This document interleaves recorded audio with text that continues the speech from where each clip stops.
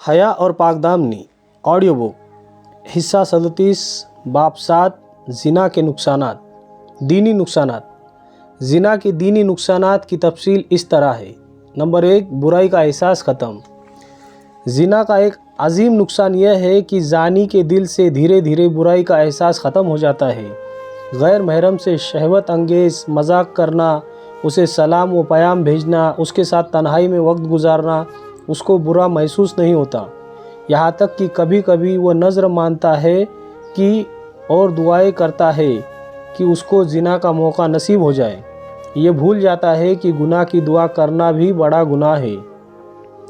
بعض فاسق و فاجر آدمی تو اپنے ناجائز تعلقات کی تفصیلات بڑے فخر سے اپنے دوستوں کی محفل میں بیان کرتے ہیں۔ نبی علیہ الصلاۃ والسلام نے ارشاد فرمایا، ہر گروہ کے لیے معافی ہے مگر وہ جو ظاہر کرنے والے ہو۔ عجیب بات ہے کہ اللہ رب العزت بندے کے جن گناہوں کو چھپاتا ہے، بندہ اپنی زبان سے وہ سب کچھ لوگوں کو بتاتا ہے۔ ایسی صورتحال میں جب دل سے برائی کا احساس ختم ہو جائے، بندے کی زبان سے کلمات کفر کا صادر ہو جانا کچھ مشکل نہیں رہتا۔ وائے ناکامی متائے کارواں جاتا رہا، کارواں کے دل سے احساس جیا جاتا رہا۔ ایک بزرگ اپنے مریدین سے فرمایا کرتے تھے کہ تم گناہوں سے ڈرتے ہو، مجھے اپنے اوپر کفر کا خوف رہتا ہے۔ یہ بھی سچ ہے کہ جب برے اعمال کو انسان گناہ ہی نہیں سمجھتا تو ان سے توبہ کی توفیق بھی نصیب نہیں ہوتی۔ نمبر 2، گناہوں کی کثرت۔ زناکاری کے بد اثرات میں سے یہ بھی ہے کہ زانی پر گناہوں کے دروازے کھل جاتے ہیں۔ ایک گناہ دوسرے گناہ کرنے پر مجبور کر دیتی ہے۔ زنا چھپانے کے لیے لوگوں کے سامنے جھوٹ بولنا عام سی بات ہے۔ اگر لوگوں کو شک ہو جائے تو ان کو یقین دلانے کے لیے جھوٹی قسم اٹھا لینا معمولی بات ہے۔ کالج کی ایک لڑکی نے اپنے ناجائز تعلقات کو چھپانے کے لیے اپنے والد کے سامنے قسم اٹھائی کہ اگر فلاں لڑکے سے میرے تعلقات ہو تو مجھے موت کے وقت کلمہ بھی نصیب نہ ہو۔ میل ملاپ کے وقت نماز قضا ہونا یا غسل جنابت میں جلدی نہ کرنے کی وجہ سے نماز کا قضا ہو جانا عام سی بات ہے۔ شادی شدہ عورت سے زنا کرنے کے لیے اس کے خاوند سے نفرت پیدا کرنے والی باتیں گناہ محسوس نہیں ہوتی۔ علماء نے لکھا ہے کہ میاں بیوی کے درمیان جدائی ڈالنے والے کی شب قدر میں بھی مغفرت نہیں ہوتی۔ زناکاری کے لیے ناجائز طریقے سے پیسے حاصل کرنے پڑتے ہیں۔ کبھی کبھی تو شباب کے ساتھ شراب کا دروازہ بھی کھل جاتا ہے۔ پھر الخبائث گناہوں کا پنڈورا کھول دیتی ہے۔ نمبر 3، غیرت ختم۔ زانی کے دل سے غیرت ایمانی کم ہوتے ہوتے ختم ہی ہو جاتی ہے۔ زانیہ عورت اپنی بیٹی عورت کو غلط راستے پر چلتا دیکھتی ہے تو منع کرنے کی اپنے اندر ہمت نہیں پاتی۔ زانی مرد اپنی بیوی بیٹی کو فسق و فجور والے کام کرتا دیکھتا ہے تو روک نہیں پاتا۔ زانی مرد کبھی کبھی تو محرم عورتوں سے زنا کر لیتا ہے۔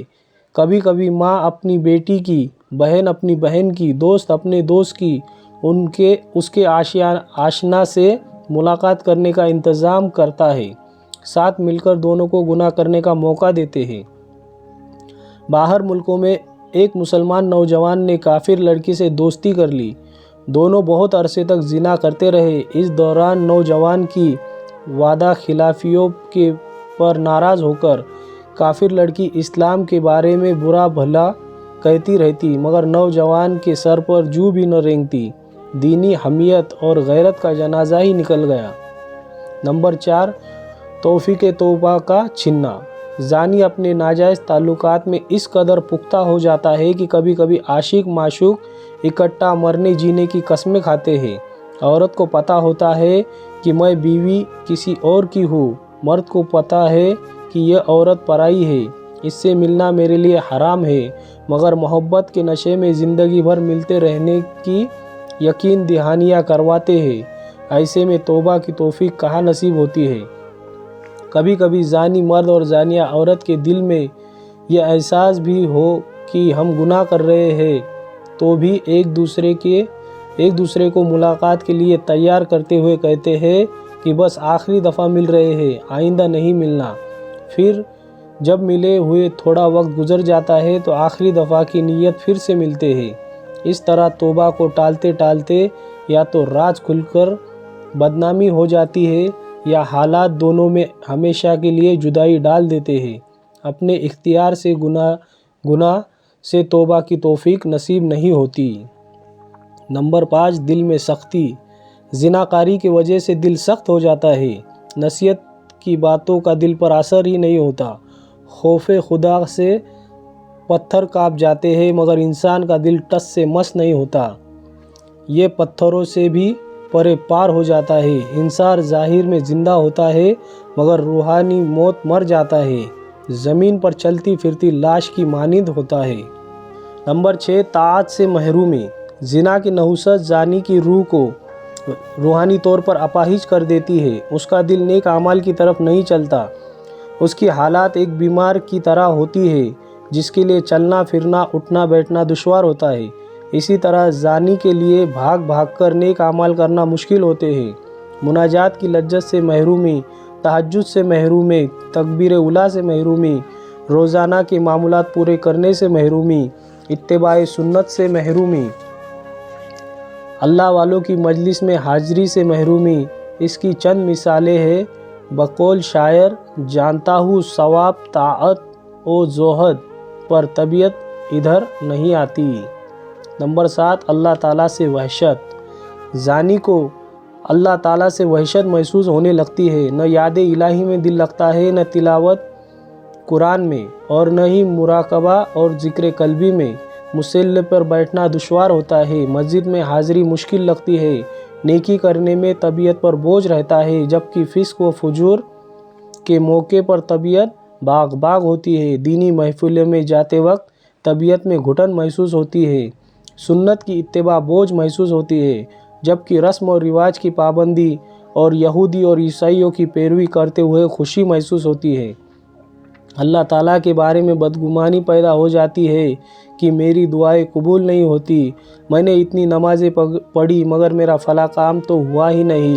نبی علیہ الصلاۃ والسلام نے ایک حدیث پاک میں ارشاد فرمایا ہے، جو شخص اپنے دل میں اللہ تعالیٰ سے خوش ہوتا ہے اللہ تعالیٰ اس سے خوش ہوتے ہیں، اور جو شخص اپنے دل میں اللہ سے ناراض ہوتا ہے اللہ تعالیٰ اس سے ناراض ہوتے ہیں۔ نمبر 8، لعنت نبوی کا مستحق۔ نبی علیہ الصلاۃ والسلام نے کئی گناہ کرنے والوں پر لعنت فرمائی ہے، مثلاً شراب پینے والوں پر، پلانے والوں پر، نچوڑنے والوں پر، بیچنے والوں پر، خریدنے والوں پر اور لاد کر لانے والوں پر، سود لینے والے اور دینے والے پر، لکھنے والے پر، گواہ بننے والے پر اور چوری کرنے والوں پر، مسلمان کو دھوکہ دینے والوں پر، ضرر پہنچانے والوں پر، مسلمان پر لوہے سے اشارہ کرنے والوں پر، باپ کو برا کہنے والوں پر، باپ کے بجائے کسی اور سے نسبت ملانے والے پر، رشوت لینے والے پر، دینے والے پر اور درمیان میں پڑنے والے پر، خدا کے حکموں کو چھپانے والے پر، دین میں نئی بات نکالنے والے پر، غیر اللہ کے نام پر ذبح کرنے والے پر، بے مقصد جانوروں کو نشانہ بنانے والوں پر،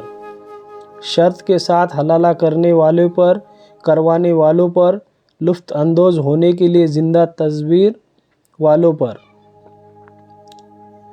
ان عورتوں پر جو قبروں پر جائے یا سجدہ کرے، جو اللہ جل جلالہ اور اس کے رسول صلی اللہ علیہ وسلم کو ایذا پہنچائے، صحابہ کرام کو برا کہے، قطع رحمی کرے یعنی تعلقات توڑے اور زمین میں فساد پہنچائے، مسلمانوں کے مقابلے میں کافروں کا ساتھ دینے والوں پر، جو بیوی کو خاوند کے خلاف بھڑکائے یا خاوند کو بیوی کے خلاف بھڑکائے، غلام کو آقا کے خلاف بھڑکائے، مامور ماتحت کو امیر کے خلاف بھڑکائے، اس عورت پر جو گوندے اور گندوائے اور غیر کے بالوں کو اپنے بالوں سے ملائے، ان عورتوں پر جو مردوں کی مشابہت کرے یا ان مردوں پر جو عورت کی مشابہت کرے، بیوی کی دبر پچھلے حصے میں جمع کرنے والوں پر، لوطی عمل کرنے والوں پر، جانور سے جمع کرنے والوں پر یعنی دوسرے الفاظ میں زنا کرنے والوں پر،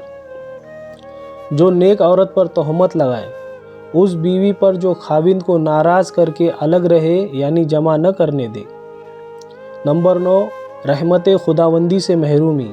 زانی کے دل پر ظلمت و سیاہی کی ایسی چڑھ جاتی ہے کہ وہ ذرا سی بات پر اللہ تعالیٰ کی رحمت سے مایوس ہو جاتا ہے، ڈپریشن کا شکار ہو جاتا ہے۔ نمبر 10، غیرت خداوندی کا سبب۔ زناکار انسان پر اللہ رب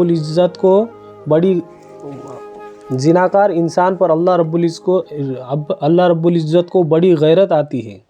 بخاری شریف میں روایت ہے، اے امت محمد، اللہ کی قسم اس بات پر کہ اللہ تعالیٰ سے بڑھ کر کسی کو غیرت نہیں آتی کہ کوئی مرد یا عورت زنا کرے۔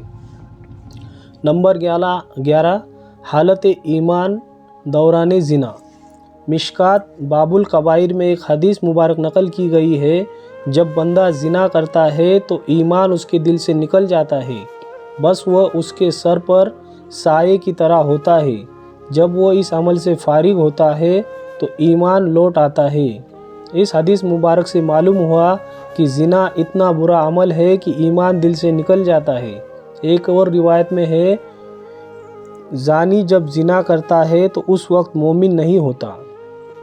نمبر 12، شرک کے بعد عظیم گناہ۔ حافظ ابن کثیر رحمۃ اللہ علیہ نے اپنی تفسیر میں ایک حدیث نقل کی ہے، شرک کے بعد اس سے بڑا گناہ کوئی نہیں کہ کوئی آدمی اپنے نطفے کو ایسے رحم میں رکھے جو اس کے لیے حلال نہ ہو۔ نمبر 13، زنا جرم عظیم ہے۔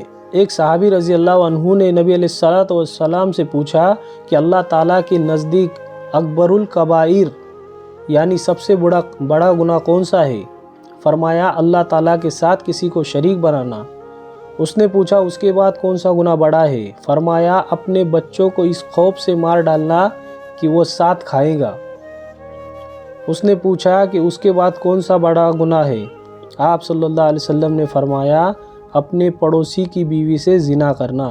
ایک روایت میں ہے کہ اگر کسی شخص نے شادی شدہ عورت سے زنا کیا تو اللہ تعالیٰ اس عورت کے خاوند کو قیامت کے دن زانی کے اعمال پر قدرت عطا کریں گے، وہ جس قدر چاہیں گا اس کی نیکیاں لے لیں گا۔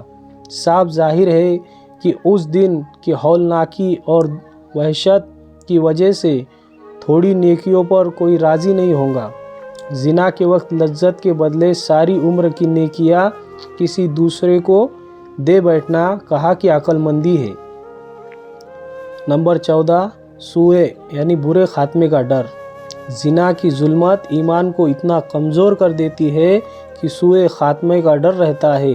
اہل کشف حضرات نے اس کا مشاہدہ کیا ہے کہ زنا سے توبہ نہ کرنے والا آخری وقت میں ایمان سے محروم ہو جاتا ہے۔